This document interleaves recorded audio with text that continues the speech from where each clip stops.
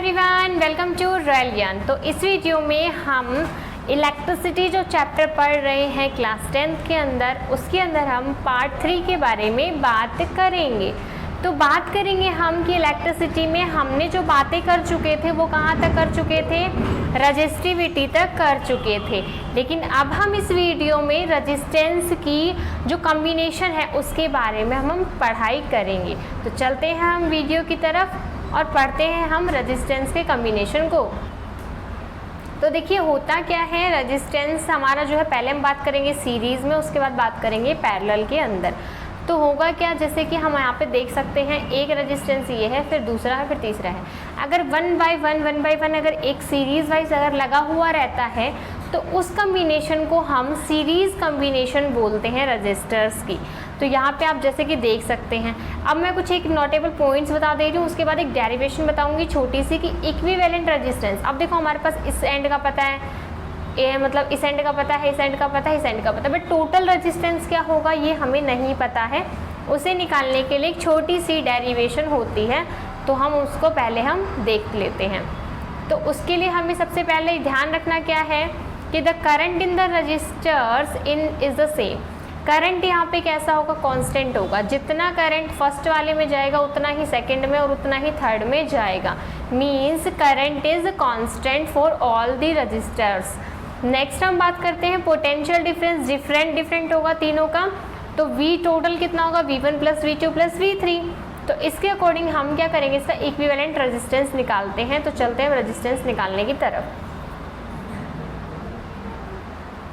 तो देखिए होता क्या है, I क्या है अपने पास, कांस्टेंट है, तो मैं यहाँ पे कांस्टेंट लिख दे रही हूँ। और हमारे पास फॉर्मूला क्या है, V total is equals to V1 plus V2 और V3 आप लोग कर लीजिएगा, मैं अभी 2 के लिए निकालना बता रही हूँ। तो होता क्या है, V1 का फॉर्मूला क्या है, IR। देखो V का फॉर्मूला क्या होता है, IR है ना, तो IR टोटल, ठीक है, R टोटल। यही यहाँ पे क्या हो जाएगा अपने पास, IR1 एंड IR2, ठीक है। तो यहाँ पे होगा क्या, हमारे पास I आ जाएगा अपने पास कॉमन, तो IR total is equals to I into R1 plus R2 हो जाएगा, क्योंकि कॉमन हमने ले लिया है।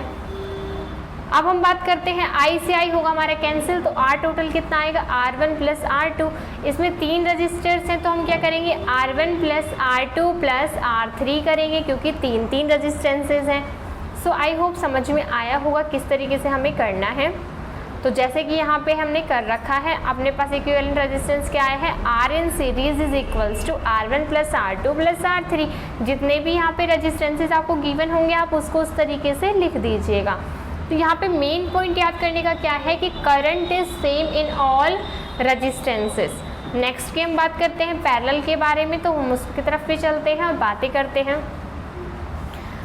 तो मैं जितना इजी लैंग्वेज हो सकता है मैं उतना इजी लैंग्वेज यूज़ करने की कोशिश कर रही हूँ। अगर आप लोग को अच्छा लगता हो तो आप थोड़ा सा सपोर्ट कीजिएगा थ्रू लाइक्स एंड सब्सक्राइब्स, ठीक है, और शेयर कर दीजिएगा ज़्यादा से ज़्यादा।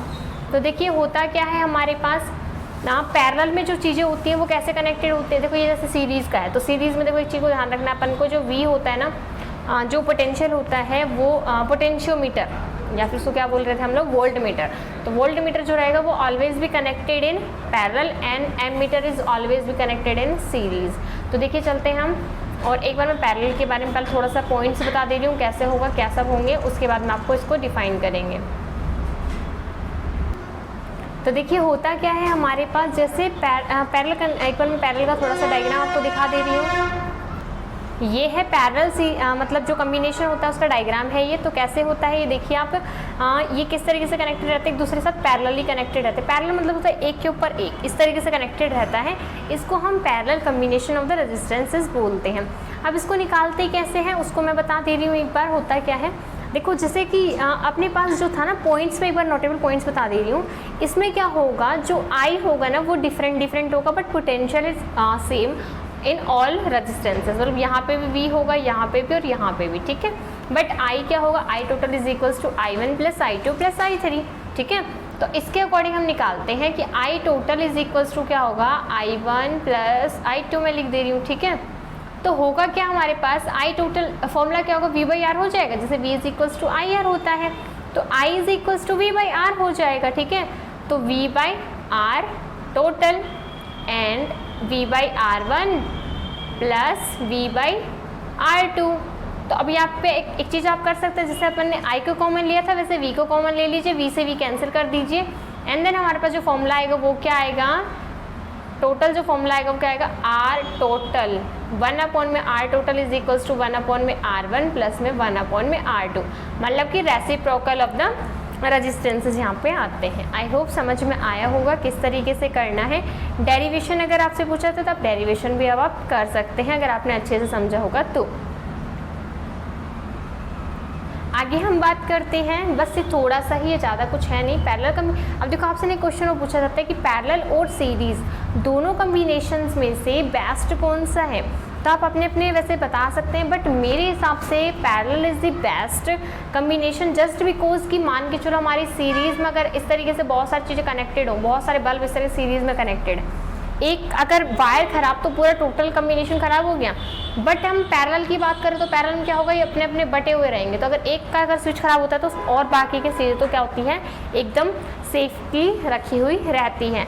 तो ये दोनों में फ़र्क होता है। आप भी अगर लिखना चाहें तो आप अपने भी थॉट्स को शेयर कर सकते हैं थ्रू कमेंट्स।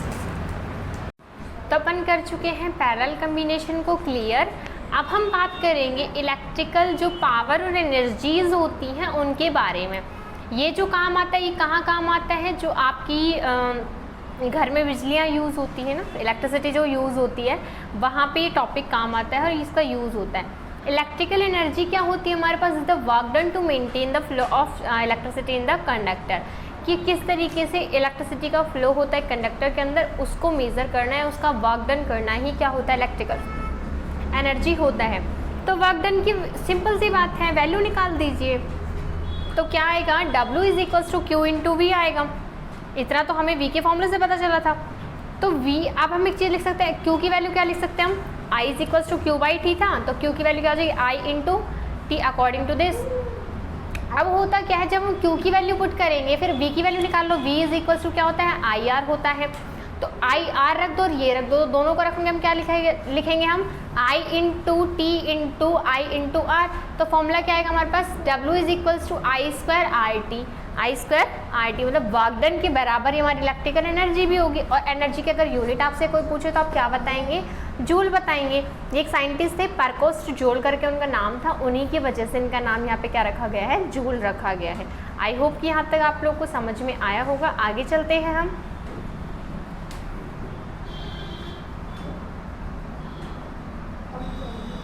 अब बात करेंगे हम इलेक्ट्रिकल पावर के बारे में। इलेक्ट्रिकल पावर क्या होती है, ये मतलब वर्क डन, इस तरह से हम मान सकते हैं कि work done per unit time हमारे पास कितनी चीज़ें हुई उसी को हम क्या बोलते हैं। तो अभी हमने बात की इलेक्ट्रिकल पावर के बारे में, तो पावर क्या होती है, कितनी एनर्जी यूज़ हुई टाइम के अंदर, है ना।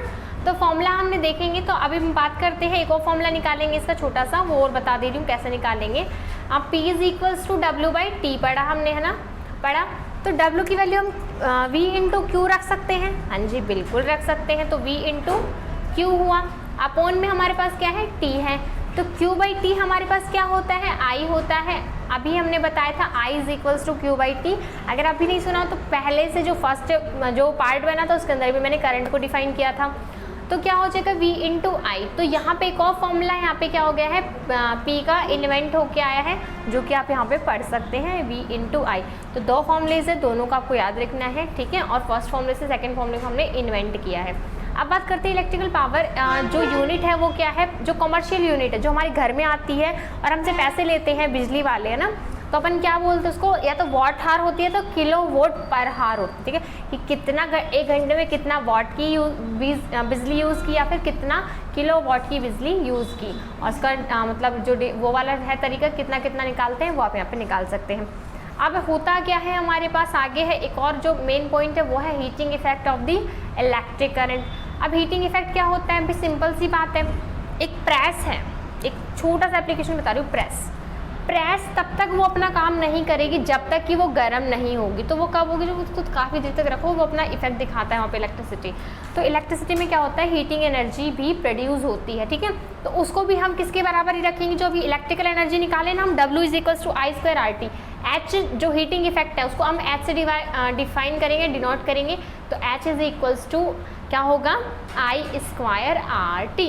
तो आप यहाँ पे एक बार अच्छे से पढ़ लीजिए और मैं एक बार इसको बता दे रही हूँ और हमारा चैप्टर यहीं पे ही एंड होने वाला है। If the current is flows through a resistor of the resistance R and T for the time, मतलब कि अगर हम एक वो लेते हैं, क्या बोलते हैं अपन, एक सर्किट लेते हैं, उस सर्किट के अंदर हमारे पास क्या रेजिस्टेंस है, R है, टाइम T है और Q जो है वो चार्ज है। वर्क डन जो है हमारे पास वो क्या होगा, जब पोटेंशियल V होगा तो क्या करेंगे हम, W is equals to Q into V होता है, P is equals to W के बराबर, W बाई T के बराबर आएगा, उसी के अकॉर्डिंग हम इसको निकाल देंगे। P की वैल्यू क्या आ जाएगी हमारे पास, V इंटू आई आ जाएगी, जो कि मैंने अभी ही ट्राई करके आप लोग को दिखाई। तो हीटिंग, अब बात करते हैं हीट एनर्जी जो सप्लाइड होती है वो क्या होता है, P इंटू टी होता है, P इंटू टी होता है। तो P की वैल्यू क्या थी, V इंटू आई, ठीक है, मतलब कि जो P जो है ये अगर मैं उसके बराबर मानूँ एनर्जी के बराबर या फिर वर्क डन के बराबर, तो वर्क डन के बराबर जब हम मानेंगे तो V इंटू आई आ रहा था। अब वही बात करते हैं T, देखो P is equals to V into I था ना, अब T है तो होगा क्या, V की वैल्यू हम निकाल देंगे IR, तो इसी के अकॉर्डिंग जो फॉर्मूला आएगा वो क्या आएगा, H is equals to I square RT। Means जो वर्क डन जो पहले आया था उसी के अकॉर्डिंग हमारे पास क्या आएगा, हीटिंग एनर्जी भी आएगी, फिर हीट कितनी प्रोड्यूस होगी उसका फॉर्मूला भी आप इसे लिख सकते हैं।